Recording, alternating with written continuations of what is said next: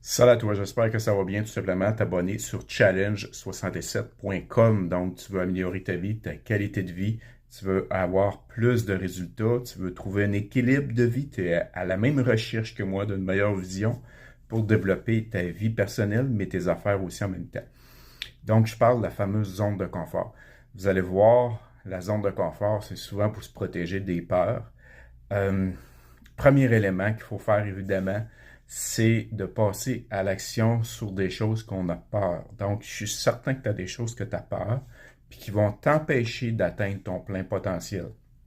Parce que tu as peur de t'engager, tu as peur que ça ne marche pas, tu as peur d'être rejeté, tu as peur de plein de choses que finalement, tu t'engages pas parce que tu dis que ça ne marchera pas peut-être dans ton esprit ou tout simplement tu n'as pas le cœur à le faire.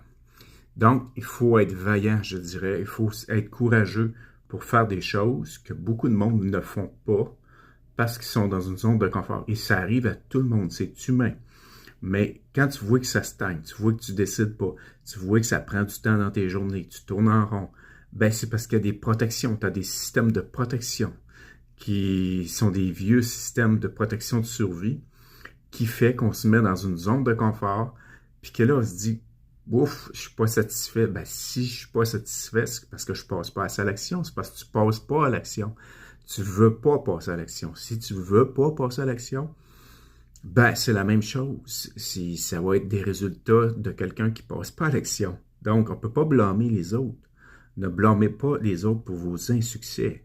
Acceptez votre vie, acceptez que vous n'avez pas pris action, acceptez que vous n'avez pas eu les résultats que vous pensiez.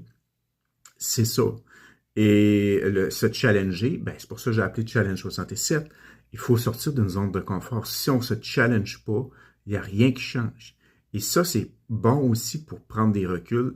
Si tu prends jamais de recul, tu es encore dans une zone de stagnation. Si tu prends jamais de vacances, tu es dans une zone de stagnation aussi.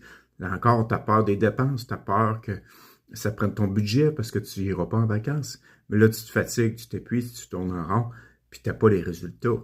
Donc, pose-toi la question, est-ce que ma zone de confort va me payer à long terme?